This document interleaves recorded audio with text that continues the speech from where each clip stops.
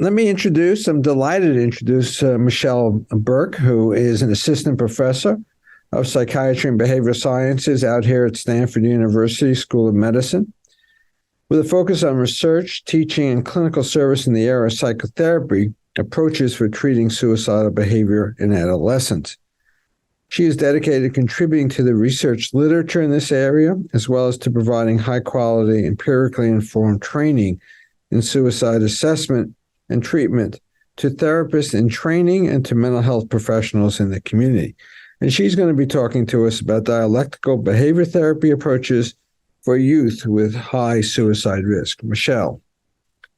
So I'm Michele Berk, and I'm going to talk about dialectical behavior therapy, or DBT, for adolescents who are at high risk for suicide. And I'm going to go over a little bit about what DBT is, and then some of the research findings on DBT and its effectiveness.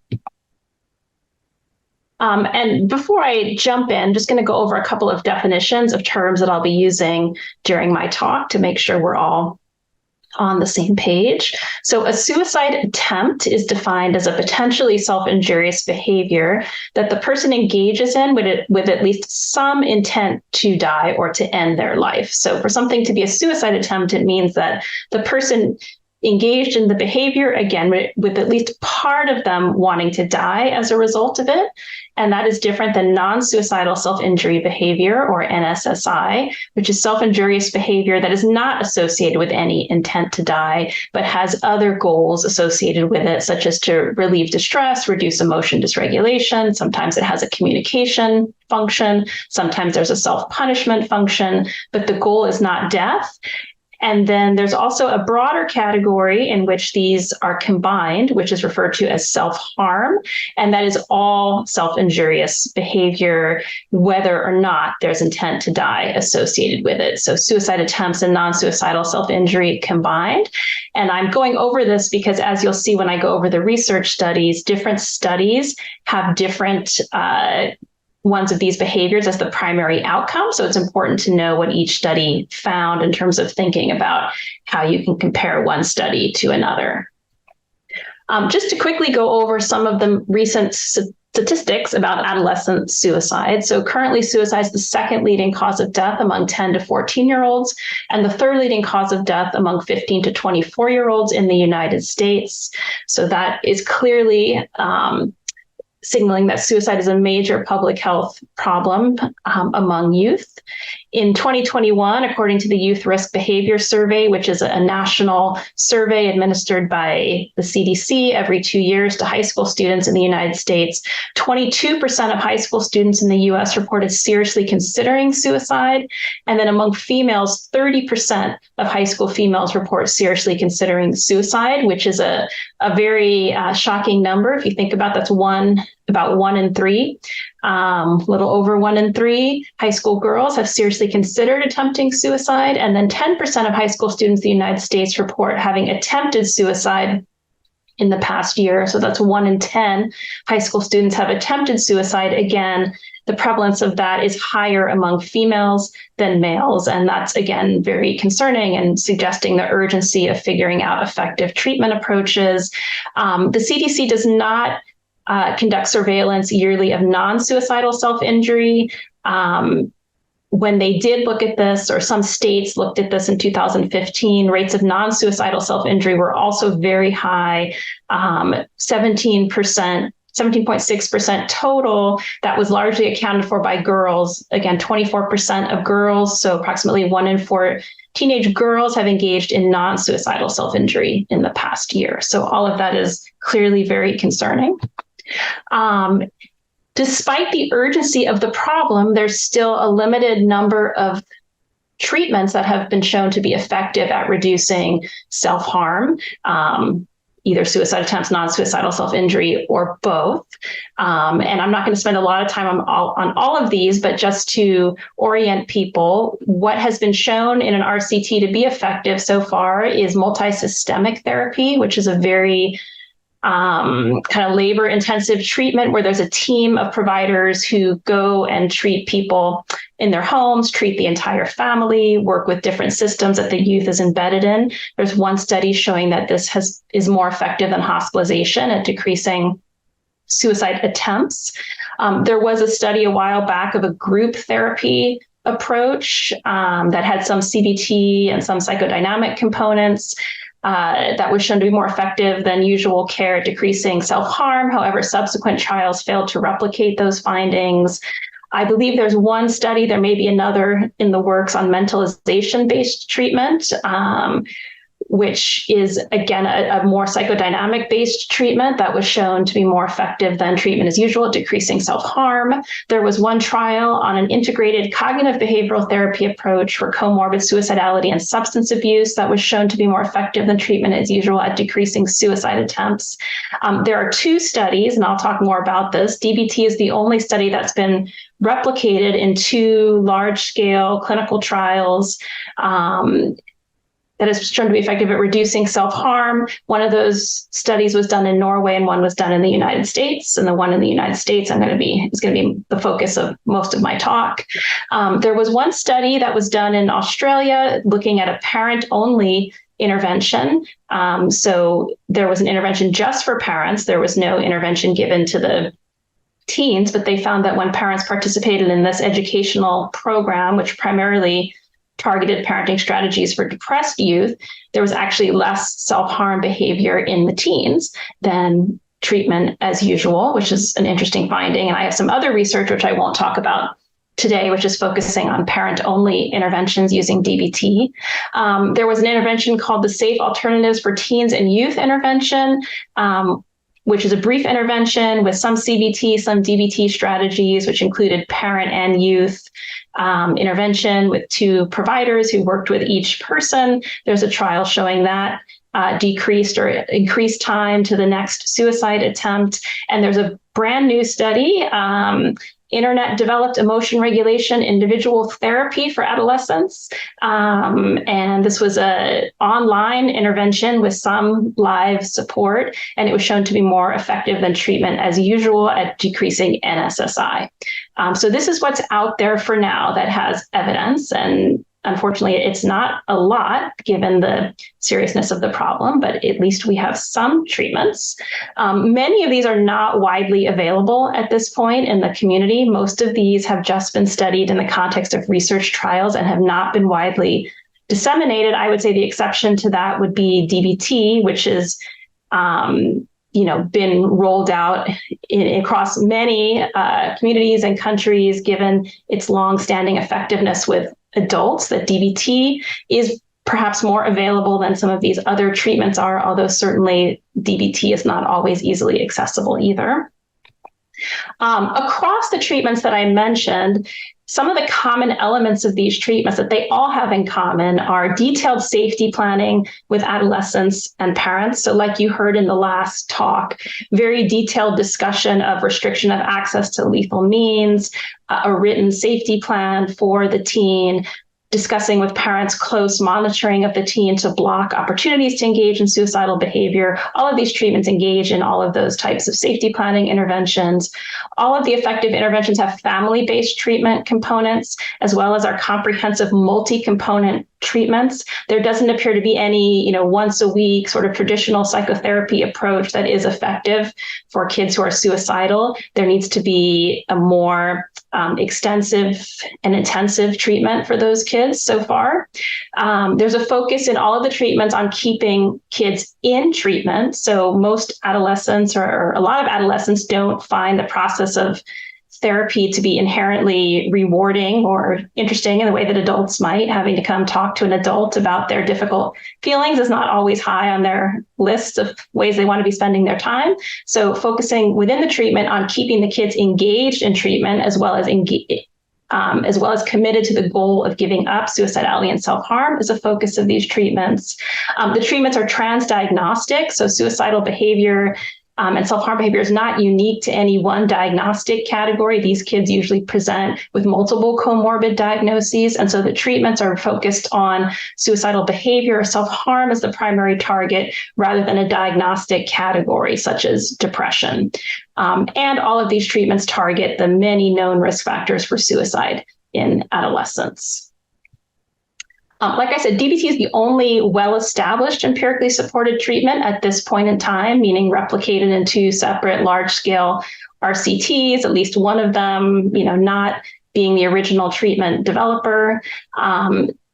One treatment was done in Norway by Lars Mellem and colleagues, and they found that DBT was more effective than enhanced usual care at decreasing self-harm behavior at the end of 4 months of treatment, as well as at 1 year and 2 year follow-ups that they did. The other study was by Macaulay et al. Marsha Linehan was also part of this group, as was I. This study was done in the United States, and in this study, we found that DBT was more effective than individual and group supportive therapy at reducing suicide attempts, non-suicidal self-injury, and self-harm at the end of treatment. But at follow-up, both conditions had improved. And so in our overall analysis, there were no significant differences at the 1 year follow-up point. And I'm going to say much more about that as we go on. So the remainder of the talk is going to be about DBT. And so to start, what is DBT? DBT is a cognitive behavioral treatment approach that was developed by Marsha Linehan at the University of Washington for treating chronically suicidal and self-harming adults. And as most people know, it has a lot of great clinical trial data supporting its effectiveness with adults.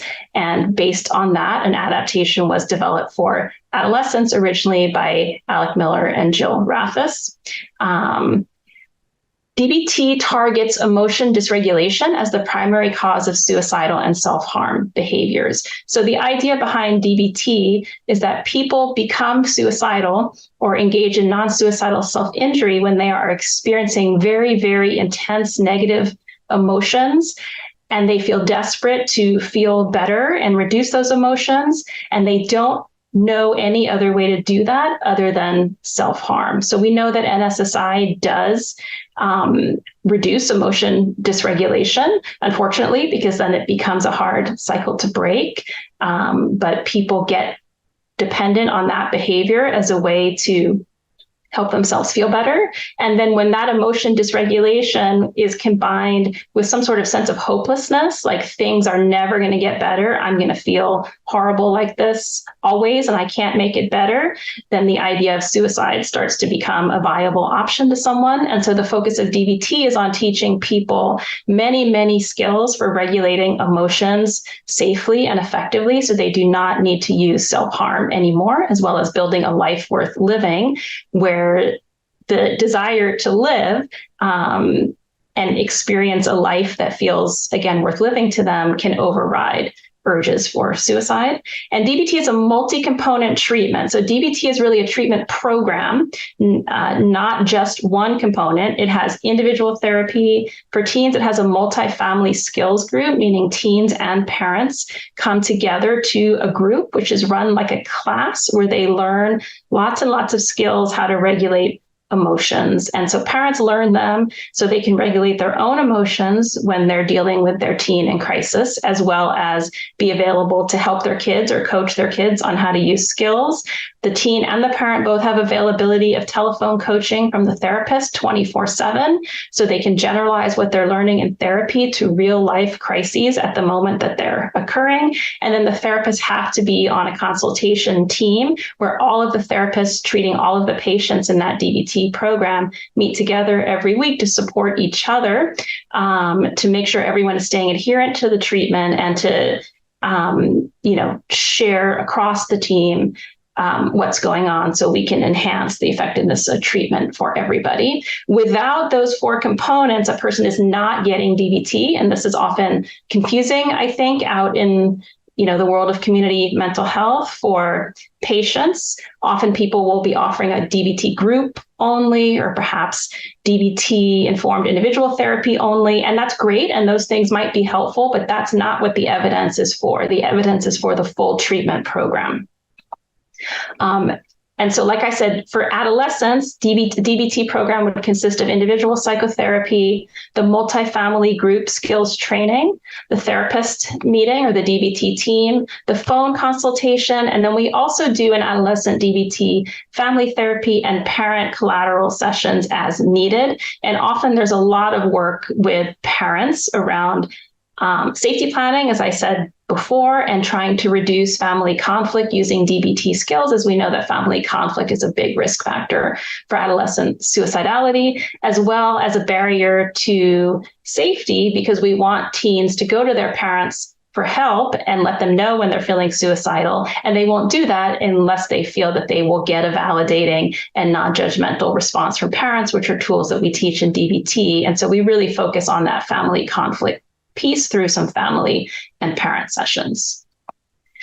So jumping into the research, I'm going to focus on the CARES study, the Collaborative Adolescent Research on Emotions and Suicide study. This is the largest study that's been done on DBT with adolescents to date. This study was funded by NIMH, and this was a multi-site clinical trial that was done in Seattle at the University of Washington, where Marsha Linehan and Elizabeth McCauley were the lead investigators. And then in Los Angeles, when I was at UCLA and Harbor UCLA, myself and my colleague Jonah Sarno at UCLA were the investigators at the Los Angeles site. The results of this were published in JAMA in 2018. So if you want to read more about anything I'm talking about, this is where you can find it. And in this study, we randomized 173 kids, 12 to 18 years old, at high risk for suicide to one of two conditions. They got either DBT for 6 months, or they got individual and group supportive therapy for 6 months. The individual and group supportive therapy was matched to DBT for amount of time in individual and group therapy to be a stringent control condition. And we chose another psychotherapy as a control condition versus treatment as usual, again, to make it a more stringent control, where kids in both treatment conditions were getting a manualized treatment, an actual treatment, and same amount of treatment to really make the conditions as closely matched as we could on everything but the type of therapy.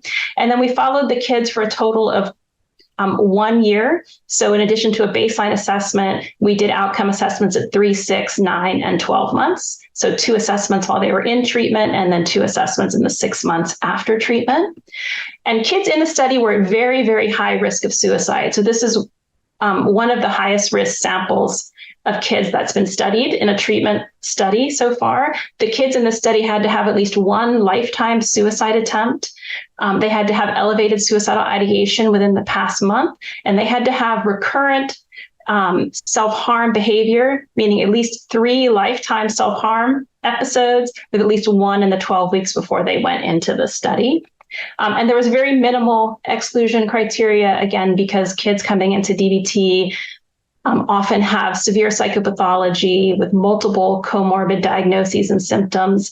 And we wanted to be able to treat those kids because those are the ones who need this treatment. So the exclusion was very minimal. Kids who had difficulties with intellectual functioning to the extent that they really couldn't participate in a talk therapy or learn skills or understand the handouts or the assessment materials. And then some other very acute psychiatric or medical situations, such as acute psychosis, in a manic episode, anorexic requiring medical intervention, things where that kid clearly needed another emergency treatment for something that could potentially be more dangerous than the suicidality. But those exclusions were minimal. And just to show you the sample, it was 95% female. Almost every DBT study ends up with almost 95% females in it. It's not really clear why. I mean, I think some of the statistics that you saw, the rates of non-suicidal self-injury are much higher in females. The rates of suicidal ideation, rates of suicide attempts in adolescent girls are higher. I think that girls are more likely to seek treatment and participate in a psychotherapy program. I think some of the boys present with more conduct disorder or oppositional defiant symptoms, more substance use, and they end up in other types of treatment. But for whatever reason, even though we tried really hard to get boys in the study, the sample was mostly female. And another thing that's noteworthy about this sample is we had a fairly large percentage of youth with Hispanic ethnicity in this study for a clinical trial, and that is because at Harbor UCLA, one of the sites is a county mental health center with a very large Hispanic population. And so at that site in particular, about half the sample were Hispanic. So this was a unique opportunity to get a more diverse sample in a large clinical trial like this. And just to illustrate that we definitely recruited the high-risk sample that we intended to, the baseline score on the SIQ Junior, which is a self-report for suicidal ideation, was mean of 57, whereas the cutoff for clinical concern is 31, so well above that. 60% of the sample had more than one lifetime suicide attempt. 100% had one suicide attempt because that was a requirement. 61% had greater than 6 lifetime NSSI episodes. So this was a really high risk sample of kids with multiple self-harm behaviors. And so to go over the results of the primary study, just quickly, you can see here that DBT was more effective than individual and group supportive therapy at keeping kids in treatment. So kids in the DBT condition had more individual sessions and attended more group sessions than those who were in IGST. And in some ways, that's not a surprise because DBT has a really strong focus on keeping kids in treatment and commitment to treatment. And IGST, supportive therapy, is non-directive, so that there's no commitment focus there because that kind of goes against the non-directive nature. And it's clear that being more directive is more effective at keeping kids in treatment longer, which is important because that potentially increases their safety. Looking at the findings for reduction in self-harm behaviors, you can see in each of these 4 graphs. One is for suicide attempts, one is for non-suicidal self-injury, one is for total self-harm, and one is for suicidal ideation. You can see that both groups improved over time and that the main action there between conditions is at that 6-month point here. I don't know if you can see my pointer, but this is where DBT was more effective at reducing each of these behaviors and ideation than IGST, but these conditions started to merge at the end of the 12-month period when we looked at the overall sample. And then we also looked at remission rates for self-harm in the first, major paper that we did on this. And during treatment, 46% of kids in DBT had no self-harm as compared to 27% in IGST. That was a significant difference. And then at follow-up in the 6 to 12 months post-treatment, DBT around 51% had no self-harm during the follow-up period, 32.2% in IGST. So these numbers are not fantastic. It's about like half during treatment, a little less than half. Follow-up in DBT, a little over half, IGST lower. So we did some more research to follow up on this, trying to dig in a little bit deeper to try and understand more about treatment response. And so we have a couple papers where we looked in more detail at remission, recovery, response for suicide attempts, NSSI, and self-harm. There's actually very little known about rates of remission and recovery of suicide attempts and non-suicidal self-injury for adolescents, in contrast to something like cancer, where you can say it's whatever percent likelihood that you'll have remission for this treatment, or survival is for 5 years is this percent of time. We really don't have those numbers for adolescent suicidality to be able to say, when you put your teen in this treatment, there's a, whatever percent it is that they will have remission or recovery of any of these outcomes. And that's really challenging in terms of trying to discuss prognosis with families or tell people what to expect, as well as to get a sense of which kids fit best with which treatment and how to quickly and efficiently match kids with treatments that are likely to work for them. So we're not wasting time on treatments that won't work and leaving kids at risk. There's no standardized definitions of these concepts right now in the suicide literature, at least for adolescents, about what remission is, what recovery is, relapse, recurrence. There's no time frames, consistent definitions of what these things should be.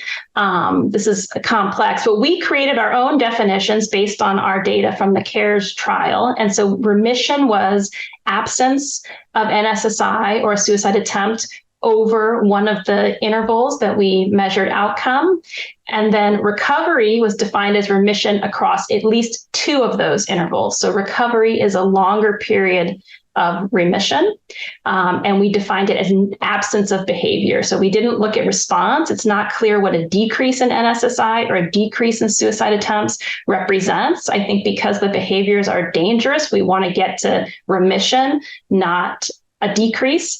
What we learned from this is that rates of remission of NSSI overall are considerably lower than those for suicide attempt remission, and that NSSI appears harder to treat across both treatment conditions. And again, the numbers are lower for remission and recovery across both treatment conditions. And there's very few differences between DBT and supportive therapy for remission and recovery of NSSI, with the exception being these longer time periods here, starting 3 to 9 months, 3 to 12 months, 6 to 12 months for DBT. Again, the rates are not that high, but they're higher than IGST. And this suggests that it takes some time to see NSSI remission and recovery. You can see here the lowest rates are in the 0 to 3 month period at the beginning of treatment. And so we see these differences here in the later periods. Suicide attempt remission was actually good news, is that the rates are high. So over 70% across both conditions at each time period achieved remission of suicide attempts, and with highly significant differences at the end of treatment and the end of follow-up between DBT and IGST, with as high as 86% of youth having a period of remission between 9 and 12 months. And you can see in DBT, the numbers go up from the beginning of treatment, whereas in IGST, they start high and they go down. Another thing we observed in this and another study, which I'll talk about in a minute, is that there seems to be a protective period in the first 3 months of treatment, probably when kids are embarking on a new treatment, they're getting safety planning, they're being monitored, they're potentially hopeful and excited about being in a new treatment. There seems to be a period of remission over the first 3 months, but for kids, some kids that does not last, and for other kids it does. And so clinicians need to be careful around that time period to see if that remission will last before making decisions about ending treatment or not. We also looked at one more thing, and I'll be done. We talked about response to treatment in a different way, where we looked at trajectories of response over time. And I just want to show you here that this is illustrating what I talked about before for self-harm.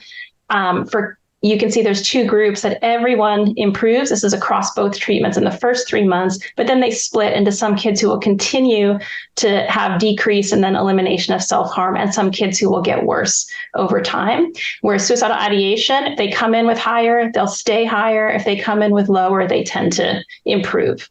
So thinking about future research ideas, we want to continue to understand who are the kids who improve and who are the kids who do not improve, and how can we predict that early on, again, so we can personalize treatment and match kids to treatments likely to work. And we're also working on parenting interventions and DBT in combination with treatment for insomnia, which we know is a risk factor for suicide. Let me go ahead and pose a few questions to you that have come in, Michele. It feels as though suicide is not only an individual mental health concern, but is a community issue as well.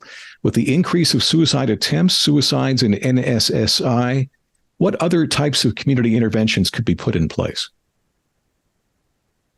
That's a good question. I mean, there's so many factors that contribute to suicidality in youth that it's, intervening on multiple levels, I think, is helpful. On a at a community level, I think greater awareness of mental health, greater awareness that it's important to ask for help. I think education on a community level about the importance of restriction of access to lethal means could do a lot to protect youth. I think encouraging safe use of social media and communication with peers to reduce contagion can be useful. Those are some of the things that come to mind, as well as just lots of support for kids. The world is a tough place right now, and it has been for the past couple years. I think teenagers nowadays are seeing perhaps a more bleak future out there than people did previously. What are your thoughts regarding using DBT in individual therapy versus groups? DBT is a combination of both. And the reason is because there's 6 months worth of skills in that skills manual. There's 24 weeks.